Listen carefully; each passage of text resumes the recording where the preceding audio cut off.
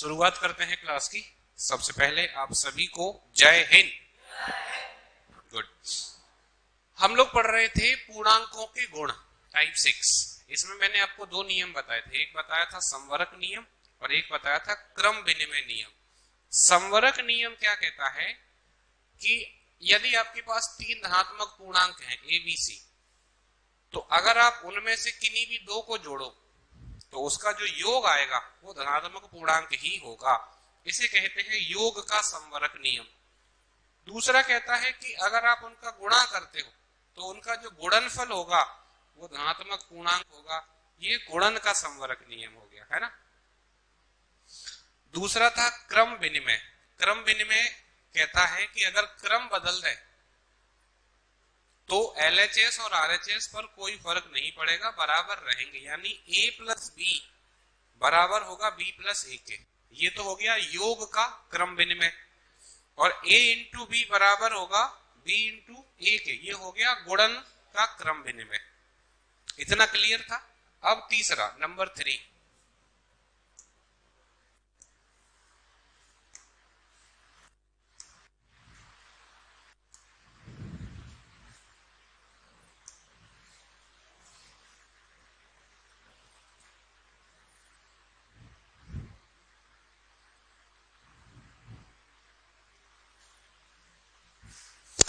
तीसरा है हमारे पास साहचर्य नियम। नंबर 3 है साहचर्य।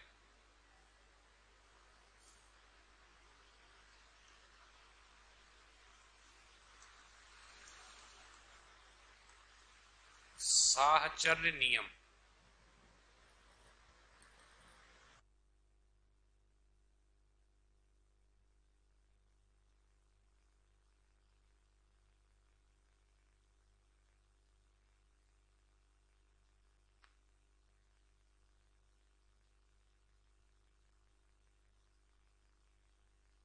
एसोसिएटिव प्रॉपर्टी, इंग्लिश में इसका नाम है एसोसिएटिव।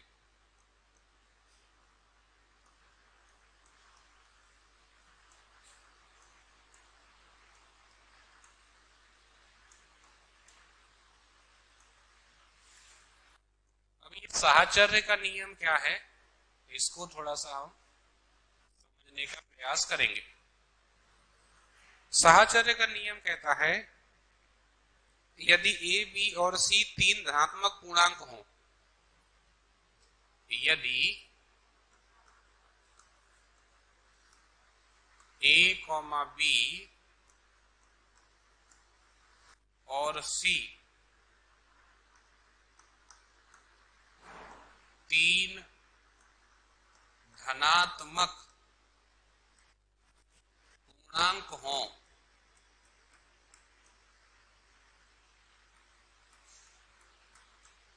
तो कंडीशन नंबर 1, पहली कंडीशन,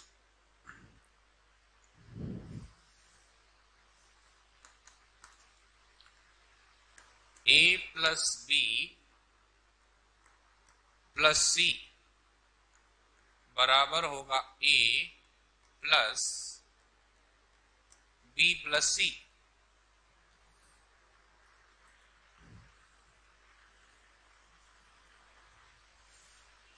ये होता है हमारा योग का साहचर्य नियम।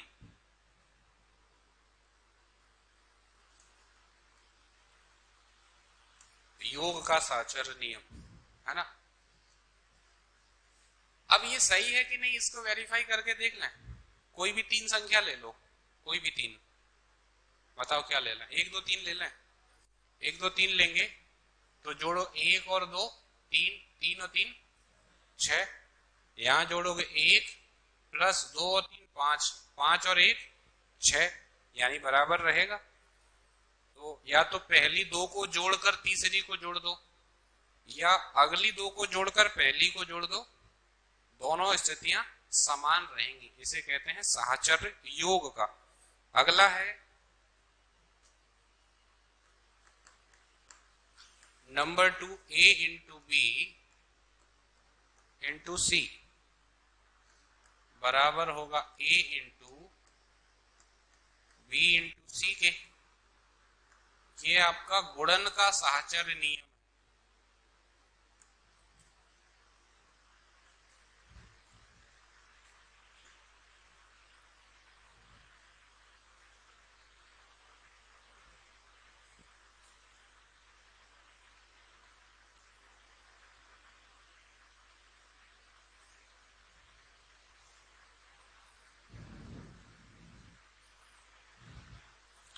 अच्छा, ये भी वेरीफाइड है।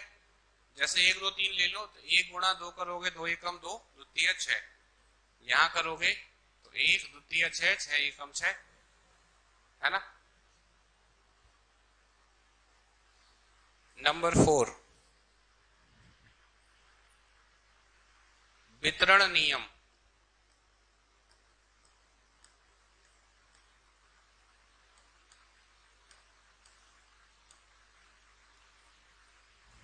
वितरण नियम, इसको बोलते हैं डिस्ट्रीब्यूटिव प्रॉपर्टी।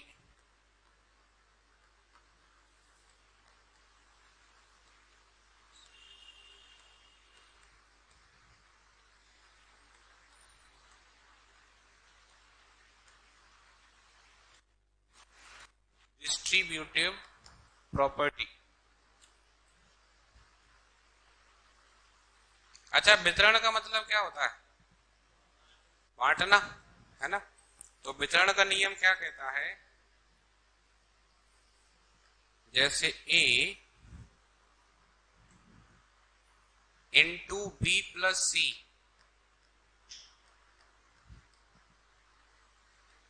बराबर होगा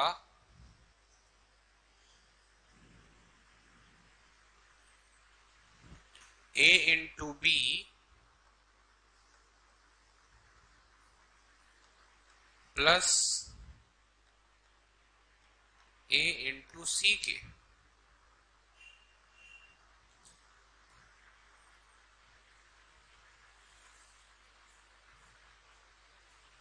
अच्छा, होगा कि नहीं होगा? होगा। ये कंडीशन बराबर हो सकती है। तो मान लेना 1 2 3 ले लो तो 1 2 और 3 कितना हो गया? 5। तो 5 एकम 5। यहां करोगे 1 गुणा 2 तो 2 एकम 2, और 1 गुणा 3 तो 3 एकम 3, 3 और 2 5, तो 5 बराबर 5। यानी ये भी वेरीफाइड है ना। इसे बोलते हैं वितरण नियम, है ना, डिस्ट्रीब्यूटिव। आखिरी नंबर 5,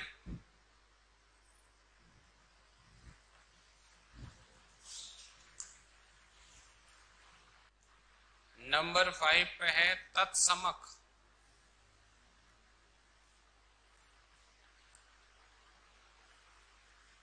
तत्समक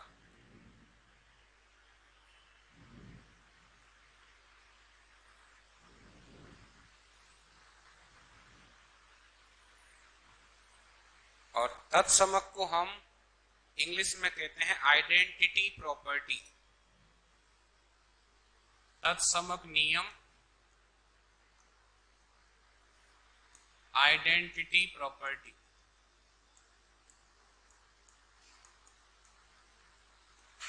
ये तत्समक तो आपने पढ़ा होगा, जरूर पढ़ा है कि नहीं?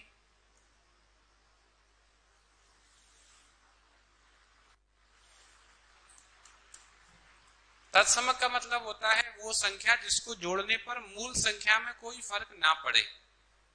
जैसे ए के साथ क्या जोड़ें कि ये ए ही बना रहे? 0। ए प्लस 0 इक्वल ए, मतलब 0 को जोड़ने से कुछ फर्क पड़ा? नहीं पड़ा। अच्छा, मैं इसको ऐसे भी लिख सकता हूं 0 प्लस ए तो भी ए। तो 0 को योग का तत्समक कहा जाता है।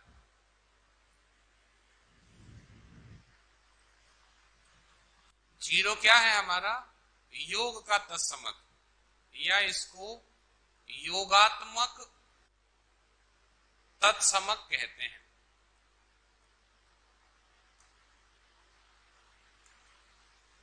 मतलब ये वो है जिसको अगर आप जोड़ते हो तो मूल संख्या पर कोई प्रभाव नहीं पड़ता है। अच्छा, गुणन में भी कुछ ऐसा है? ऐसी कोई संख्या है गुणा करें तो कोई फर्क ना पड़े? कौन सी है? एक।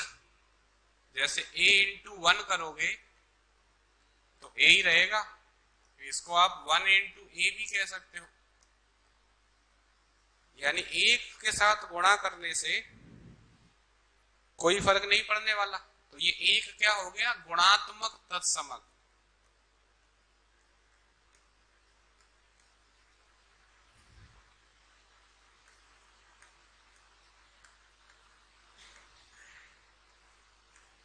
गुणात्मक तत्समक।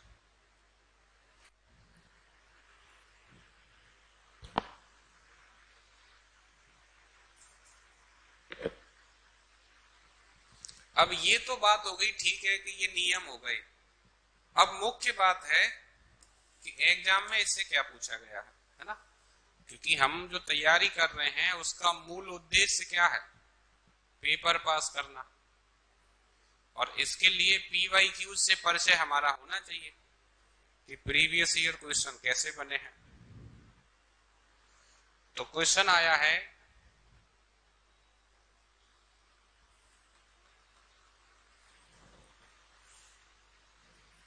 42 into 4 plus 2 is equal to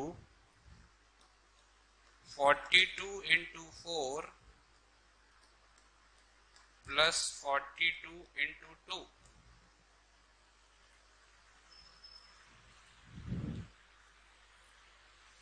किसका उदाहरण है? ये क्वेश्चन आपका NTPC में पूछा गया है। किसका उदाहरण है? ऑप्शन दिए हैं समवरक, समवरक नियम, ऑप्शन बी वितरण नियम,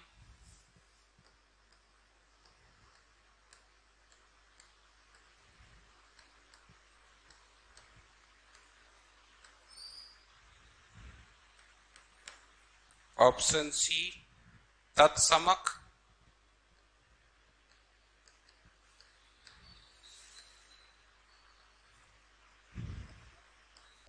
ऑप्शन डी साहचर्य।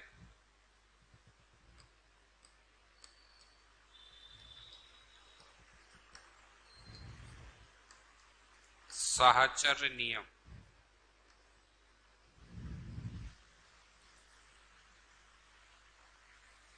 कौन सा नियम है ये? वितरण नियम। अच्छा, ये चारों नियम मालूम होंगे तभी तो आंसर लगा पाएंगे। सोचो अगर ये नियम आपको मालूम नहीं होते और ये क्वेश्चन एग्जाम में आता फिर आप क्या करते? पटिया वाले की जय, है ना, छोड़ देते, है ना। तो अभी मुझे मालूम है कि ये क्या कर रहे हैं, वितरण कर रहे हैं। 42 का वितरण 4 के साथ और 2 के साथ, दोनों के साथ कर रहे हैं, है ना।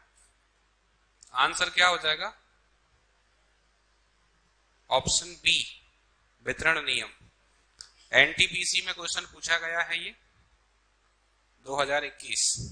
अगला क्वेश्चन,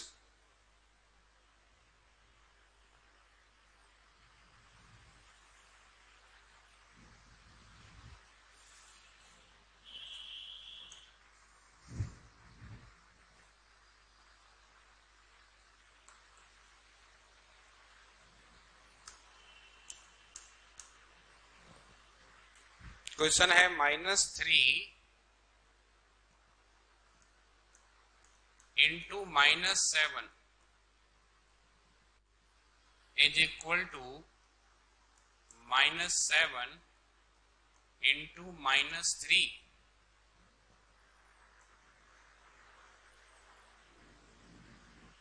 कौन सा नियम है?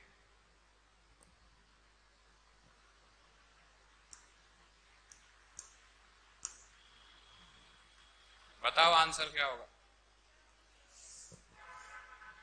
ये है हमारा क्रम विनिमय।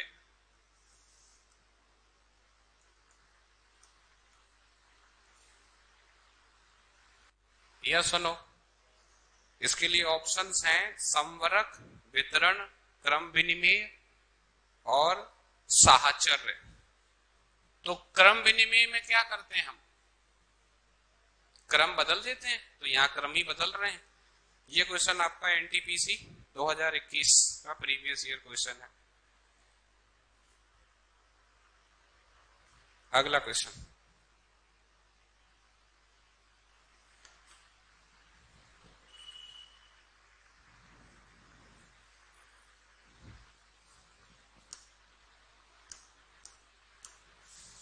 संख्या है 5x1 plus 6y7 plus 3z3 equal 1471।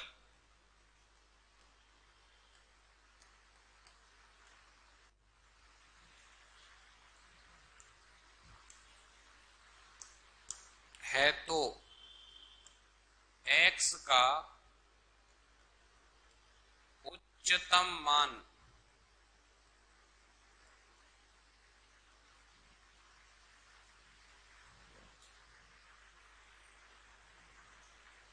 क्या होगा? x का उच्चतम मान क्या होगा? ऑप्शन है 3, 5, 6, 7।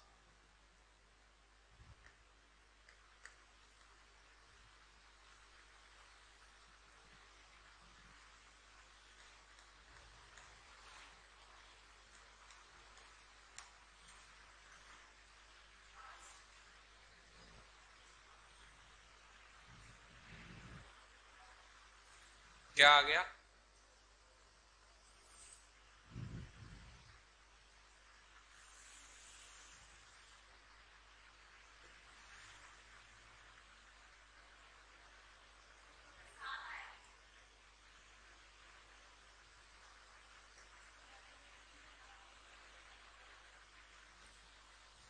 हाँ, कुछ आया पूनम? देखो पहले जोड़ के देख लेते हैं, है ना? तो 5x1 6y7 और 3z3, इनको अगर जोड़ लें तो 7 और 3 10 और 1 11, 11 की 1 हासिल 1, इसका पता नहीं, है ना? 5 और 6 11, 11 और 3 14, तो 14 और 1 ये तो मिल रहा है। यहां इसको 1471 करना है, तो एक तो हासिल की मिल रही है, एक तो हासिल से ही मिल जाएगी वहां से, है ना? दूसरा, उसने मुझे x का उच्चतम मान पूछा है। उच्चतम मतलब क्या होता है? सबसे बड़ा। तो x का मान उच्चतम कब होगा? x का मान उच्चतम कब होगा? जब y और z न्यूनतम होगा। जैसे आपको मान लो 100 रुपए दिए आपकी बुआ ने और कहा कि तीनों भाई बहन ले लेना, तीनों भाई बहन ले लेना। अब आप चाहते हो आपके पास अधिकतम राशि रहे, तो आपके पास अधिकतम राशि कब रहेगी? जब आप दोनों भाइयों को बता दोगे कि बुआ ने कुछ दिया ही नहीं। यस और नो? आपके पास अधिकतम कब रहेगा? बोला इस बार तो बुआ ऐसे ही चली गई, उनको याद नहीं रहा होगा। इससे क्या होगा? बाकी दो को क्या मिला? 0। आपके पास क्या बच गया? अधिकतम। तो जब भी उच्चतम मान पूछा जाएगा तो अन्य जितने भी हैं वो 0 हो जाएंगे, तो y और z 0 हो जाएगा। क्यों? क्योंकि इनको तो कुछ देना ही नहीं हमें, है ना। अब 7 करना 1 हासिल का है, तो x का मान क्या लेना पड़ेगा? 6। x का मान 6 लेने पर आपको उच्चतम मान मिल जाएगा, आंसर हो जाएगा 6।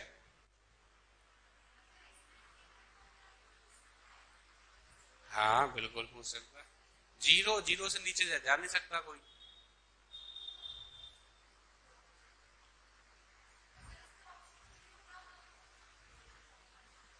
तो ऐसा क्वेश्चन आप ढूंढ के लाना।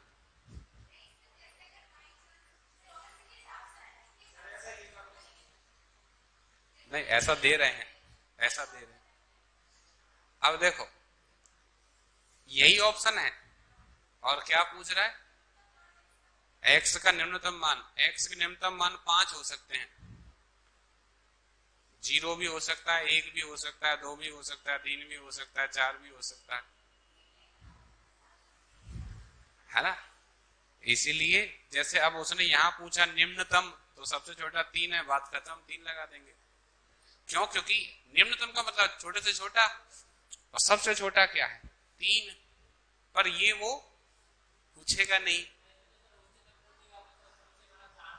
वो ये कर सकता है, देखो वो ये कर सकता है कि वो y और z की कोई मान दे दे आपको पहले से, फिर पूछ ले अब x का मान क्या होगा, तो फिर आपको उसको सेट करना पड़ेगा उसके हिसाब से। एक क्वेश्चन और करते हैं ऐसा, है ना।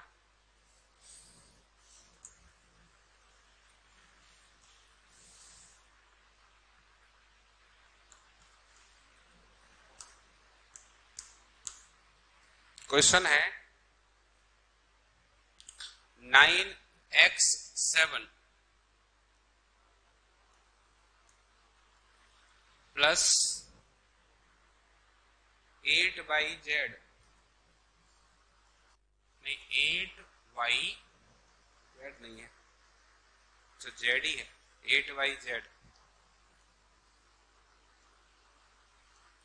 प्लस 7z1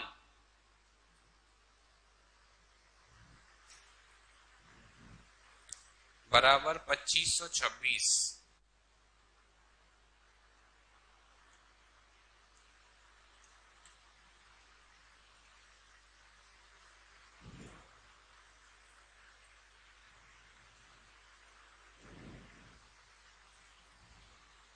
तो x और z का उच्चतम मान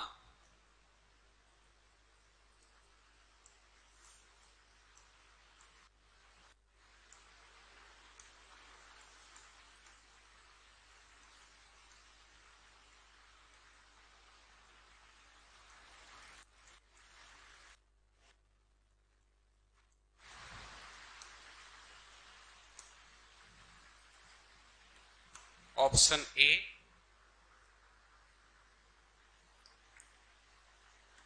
x7z8, option B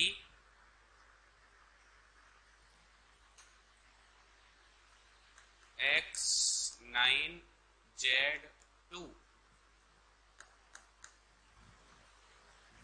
C x9z1, option D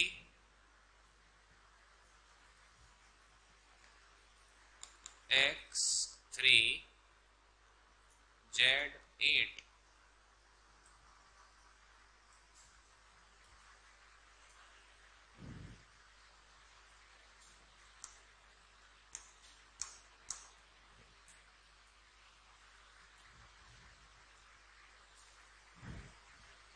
लगाओ दिमाग।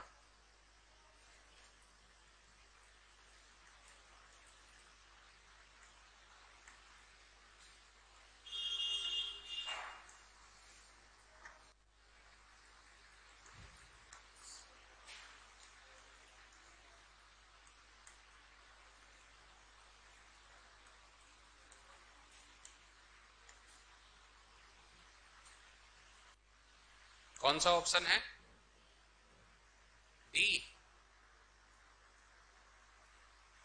देखो जोड़ते हैं तो 7 और 1 8। अब यहाँ 6 लाने के लिए 8 और 8 16 होना चाहिए, है ना, तभी आ सकता है। यानी जेड का मान तो 8 होना चाहिए, ये तो पक्का है। तो जेड तो 8 फिक्स हो गया। अब 8 जो है दो जगह है, तो अब ये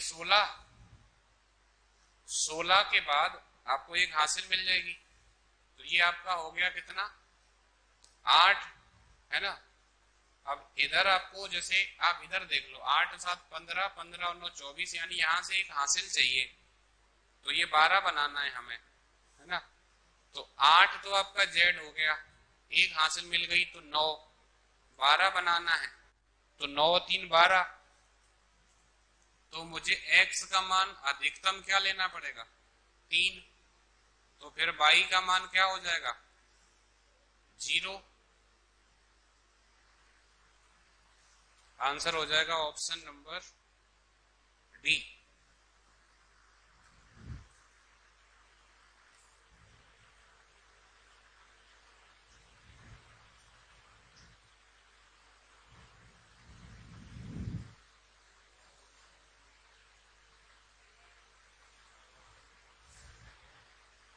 बात आई समझ में।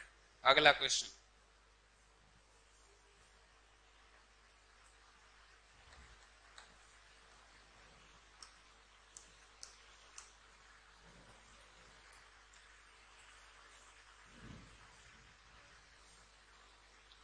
क्वेश्चन है BA into B3 is equal to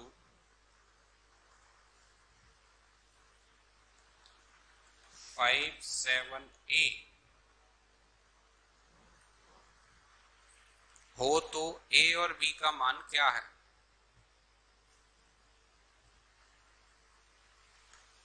option A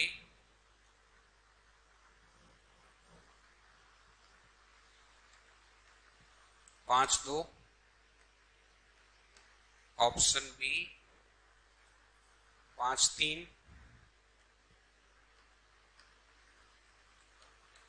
option C 3 5, option D 2 4। आपको बताना है ए का मान क्या होगा और बी का मान क्या होगा।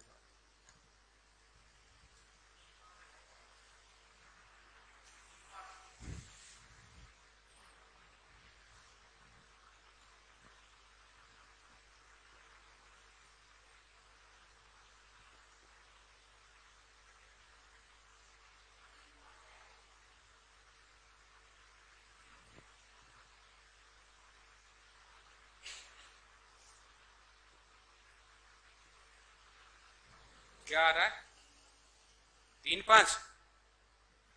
पहले इकाई अंक देख लो, यहाँ 3 है, यहाँ ए है, तो 3 के साथ जब गुणा करेंगे ए से तो पहली संख्या मिलनी चाहिए, है ना, क्योंकि यहाँ पे भी क्या है, ए है। अब मैं ए की जगह अगर 5 रख दूं तो 3 पंजे,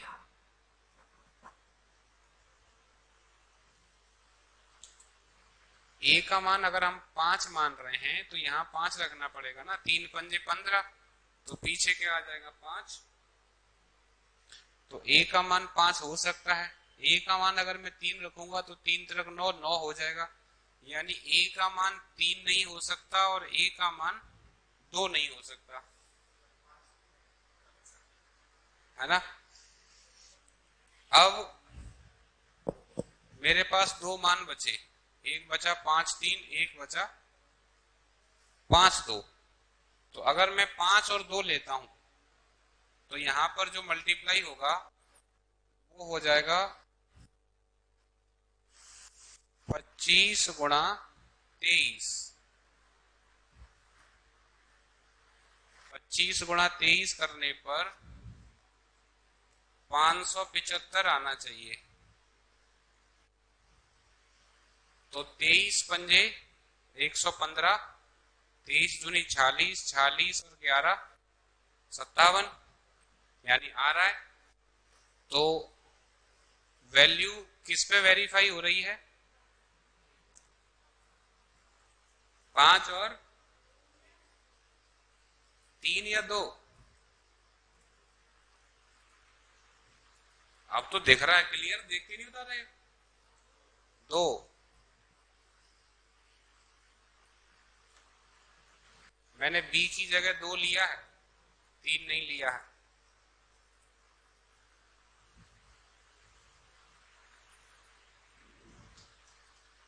तुम लोगों का 5-3 कैसे आ गया? 5-3 रख के देखो आ रहा है क्या उतना?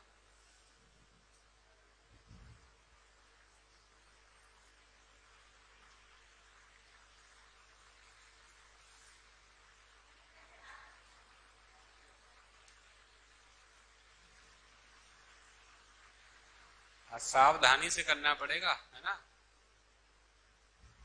ऐसे सरकारी नौकरी ऐसे फ्री में नहीं मिल रही है।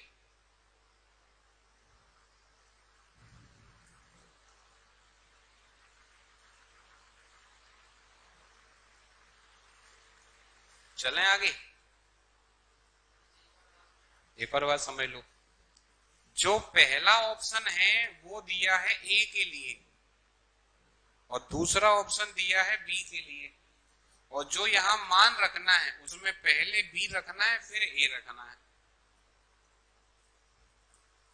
अब अगर मैं 5 और 2 के साथ जाऊंगा तो ए का मान 5 हो गया, बी का मान 2, तो पहले 2 रखूंगा फिर 5 रखूंगा, है ना? तो 25 हो गया। फिर बी, तो बी 2 है, फिर 2 और 3 तो 23 हो गया, बराबर में 57 ए। तो 5 7 ए का मान कितना है? 5, तो 575। अब मुझे ये वेरीफाई करना है कि क्या ये ऐसा हो रहा है कि नहीं। 25 गुणा 23 करने पर क्या 575 आता है? आता है, तो सही है।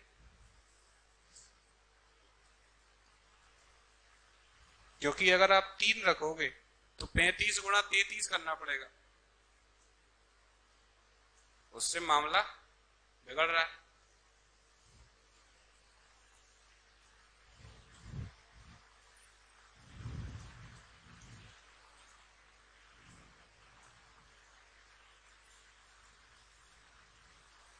अगला क्वेश्चन,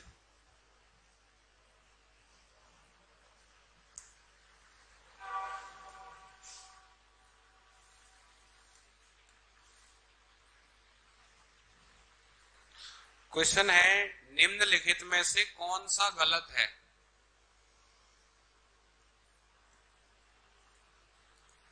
निम्नलिखित में से कौन सा गलत है? ऑप्शन ए, एक परिमेय संख्याओं का गुणात्मक तत्समक है। एक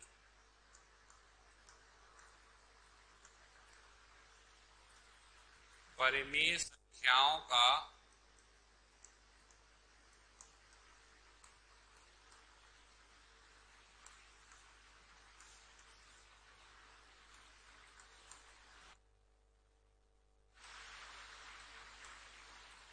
गुणात्मक तत्समक है।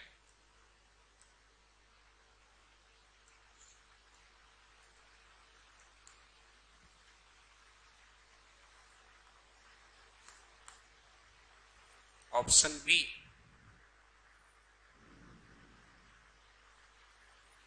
प्राकृतिक संख्याओं का समुच्चय।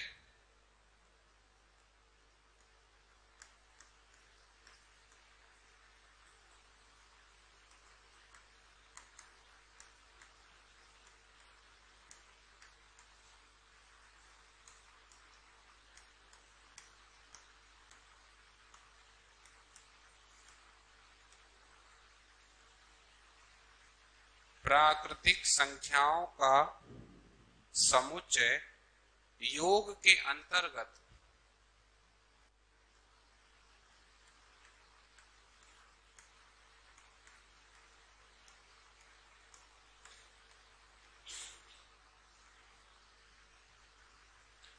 योग के अंतर्गत क्रम विनिमय नियम का पालन करती हैं।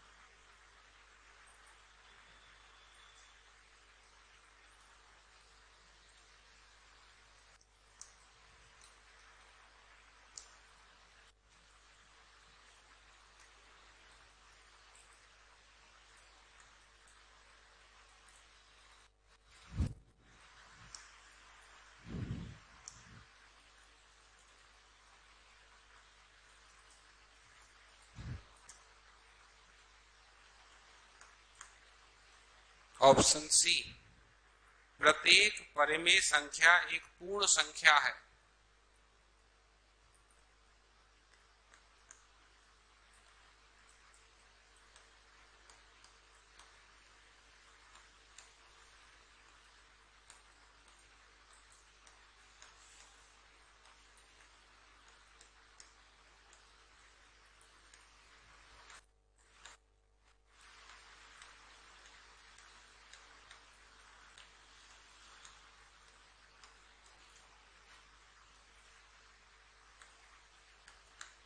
ऑप्शन डी, एक का व्युत्क्रम एक है।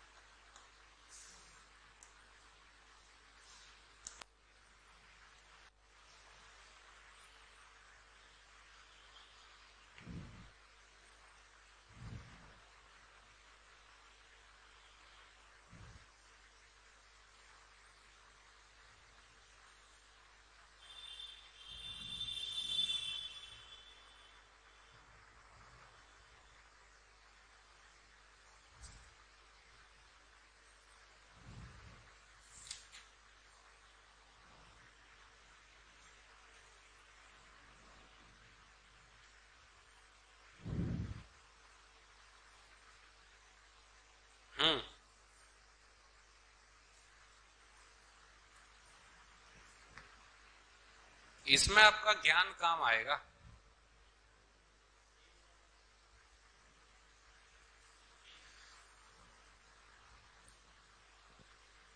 चेक करते हैं वन बाई वन, है ना।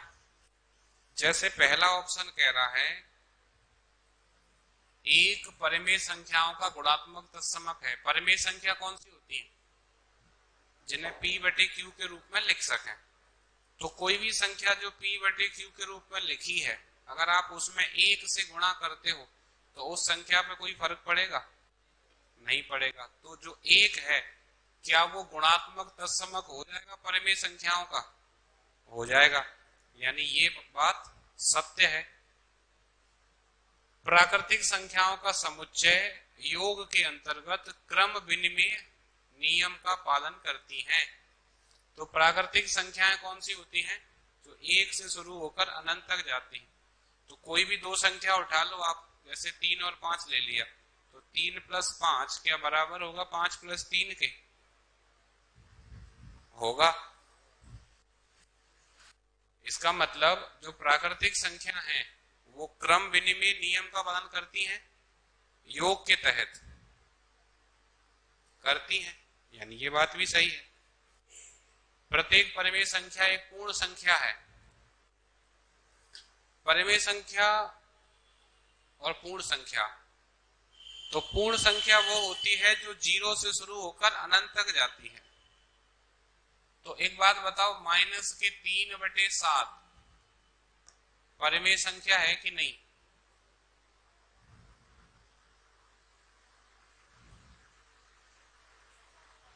है। परिमेय संख्या है। क्या ये पूर्ण संख्या है? पूर्ण संख्या माइनस में होती कभी नहीं होती। तो क्या प्रत्येक परिमेय संख्या एक पूर्ण संख्या है? नहीं है। प्रत्येक परिमेय संख्या एक पूर्ण संख्या नहीं हो सकती है। इसका मतलब ये गलत है। तो हमारा आंसर क्या हो जाएगा? Option C. ऑप्शन डी को भी देख लेते हैं। एक का व्युत्क्रम एक है। व्युत्क्रम क्या होता है? 1 में। तो एक का व्युत्क्रम 1/1 हो जाएगा, है ना। और 1/1 भी एक ही होता है। तो एक का व्युत्क्रम क्या होगा? एक होगा। यानी ये बात भी सही है। करेक्ट आंसर ऑप्शन सी।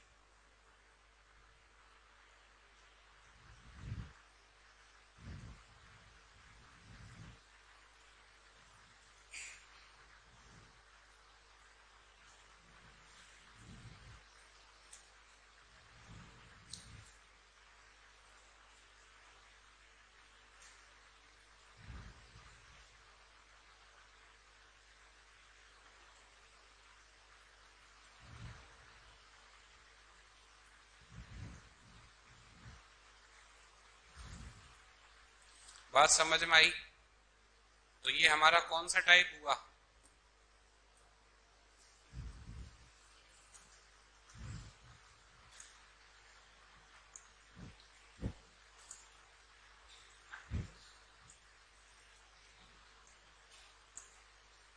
टाइप 6 था, है ना। अब हेडिंग बना लो टाइप 7।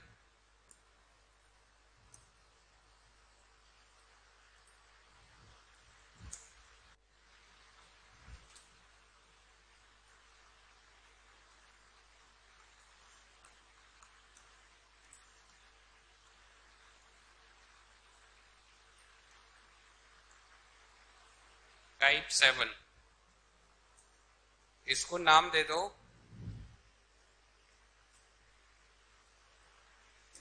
संख्याओं के निर्माण पर आधारित।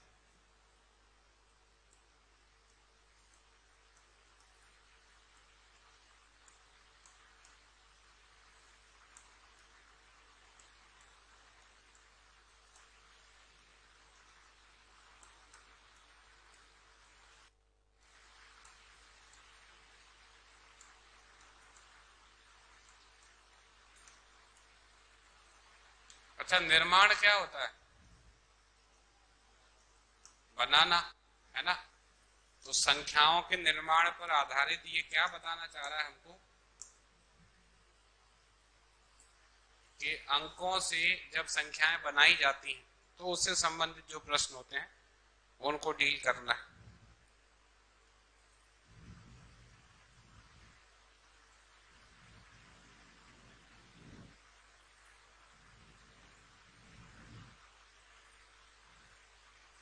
अच्छा, एक बात बताओ, अगर मुझे सबसे बड़ी संख्या ज्ञात करनी है, सबसे बड़ी संख्या, जैसे मैं आपसे कहूं कि 4 अंकों की सबसे बड़ी संख्या कौन सी होगी? 4 अंकों की सबसे बड़ी संख्या तो क्या होगी? 9,999। 6 अंकों की सबसे बड़ी संख्या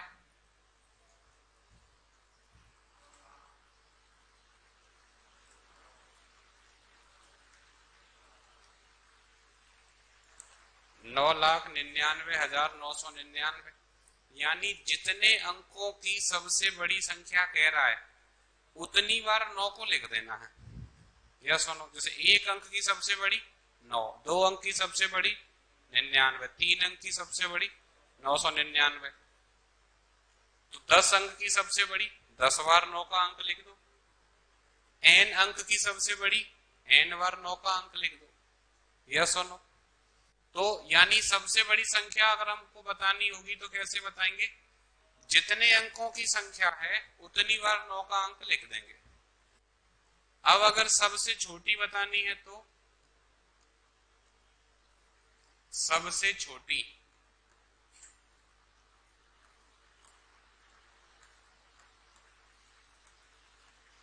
जैसे मैं 4 अंकों की सबसे छोटी की बात करूं तो सबसे पहले तो 1 लिखेंगे, 1 का अंक, तो 1 अंक तो ये हो गया, 4 में से 1 ही हो गया, बचे 3 अंक। अब जितने बचे उतने 0 लिख देंगे।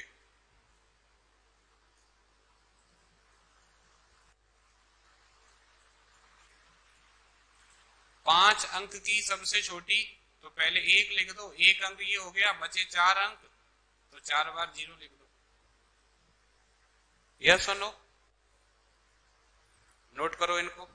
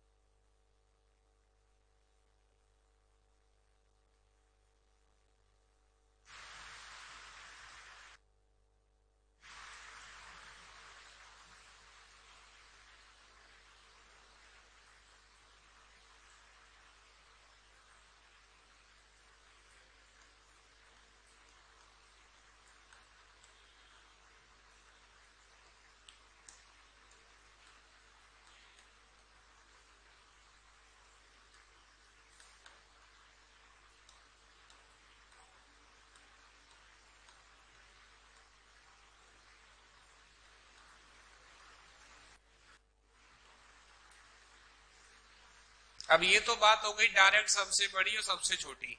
अब विभिन्न अंकों की सबसे बड़ी, जैसे मान लो उसने आपको 5 अंक दे दिए, 7, 3, 1, 5, 8, 4। अब उसने कह दिया कि इन अंकों से सबसे बड़ी संख्या कौन सी बन सकती है, सबसे बड़ी। तो हम क्या करेंगे, अंकों को अवरोही क्रम में लिख देंगे। अवरोही क्रम में। अवरोही क्रम क्या होता है? घटता क्रम, यानी सबसे पहले सबसे बड़ी संख्या को लिखेंगे। सबसे बड़ी संख्या कौन सी है? सबसे बड़ी संख्या है 8, उसके बाद 7, फिर 5, फिर 4, फिर 3, फिर 1। तो जो सबसे बड़ी संख्या बनेगी इनसे वो ये बनेगी। इससे बड़ी बन सकती है? नहीं।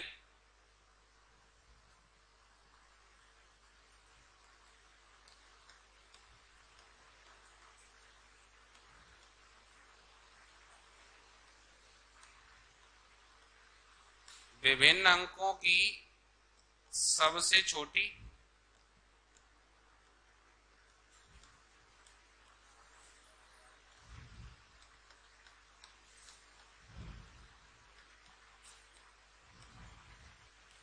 जैसे मान लो हमने संख्या ले ली 9, 7, 1, 2।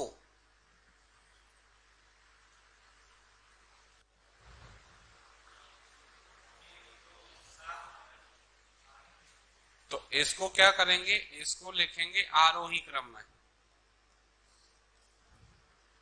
आरोही मतलब बढ़ता हुआ क्रम, यानी सबसे पहले आप क्या करोगे, सबसे छोटी को लिखोगे। सबसे छोटी 1, फिर 2, फिर 7, फिर 9, यानी इससे ये संख्या बनेगी, है ना। अच्छा, अगर ऐसा है तो मैं एक और संख्या लिखता हूं यहां पे, 3, 0, 5, 7।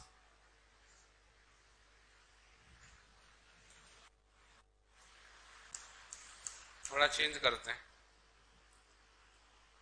9, 2।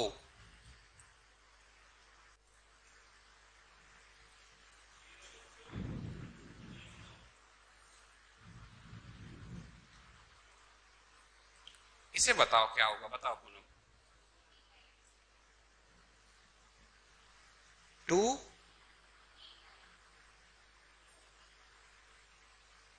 अच्छा देखो, अब इसमें हम लोग क्या करते हैं, इसमें हम लोग इसी नियम को लगाने की कोशिश करते हैं। हम क्या करते हैं, पहले 0 को लिखते हैं, फिर 239। मुझे एक बात बताओ, क्या ये संख्या 4 अंकों की है? नहीं है, जबकि हमारे पास अंक कितने हैं? 4। तो ये ऑप्शन जो आएगा ये कैसा होगा? गलत। जितने अंक होंगे उतने अंकों की संख्या बनाई जाएगी।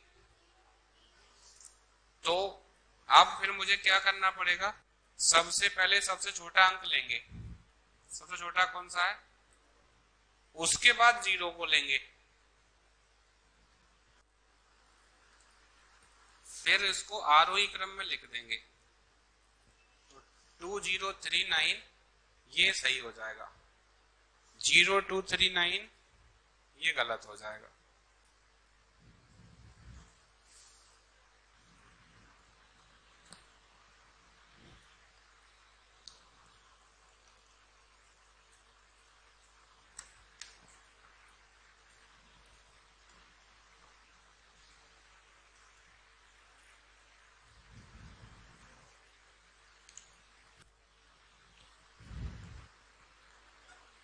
अच्छा, 1 से लेके 99 तक 5 का अंक कितनी बार आता है?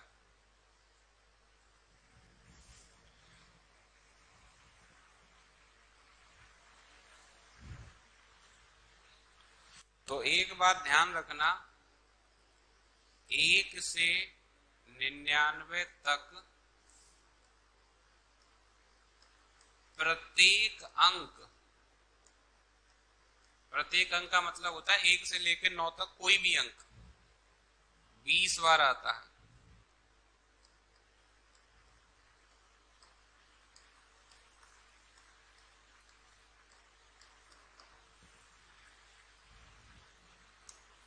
ये हमारे लिए एक नोट पॉइंट है, ये मान लो।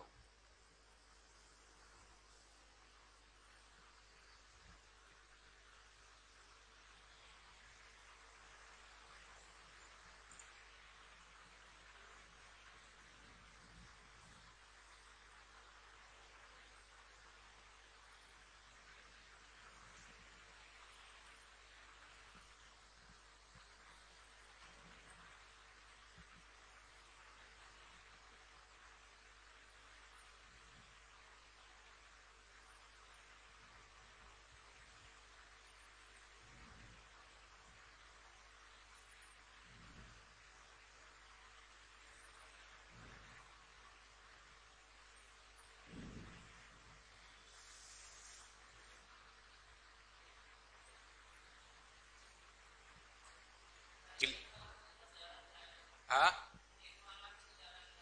देखो, चेक कर लो ना। हाँ, तो देख लो ना।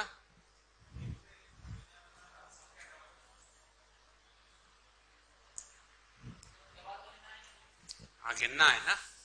जैसे 1 से लेके 9 तक 1 कितनी बार आएगा? 1 बार आएगा।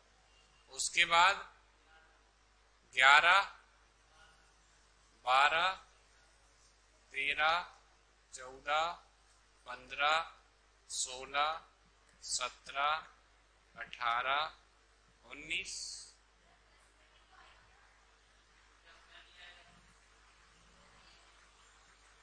ये लो, ये ऐसे कर देते हैं। 1, 10, 11, 12 और 19 तक। इसके बाद 21, 31, 41, 51, 61, 71, 81, 91। अच्छा, मैंने कहां तक लिखवाया था आपको? 99 तक। तो गिन लो कितनी बार हो गया? 1, 2, 3, 4, 5, 6, 7, 8, 9, 10, 11, 12, 13, 14, 15, 16, 17, 18, 19।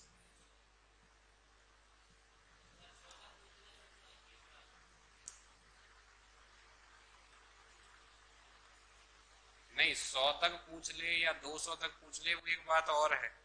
जो लिखवाया गया है उस पॉइंट को देखो आप पहले। कहां तक लिखा हमने? 1 से 99 तक।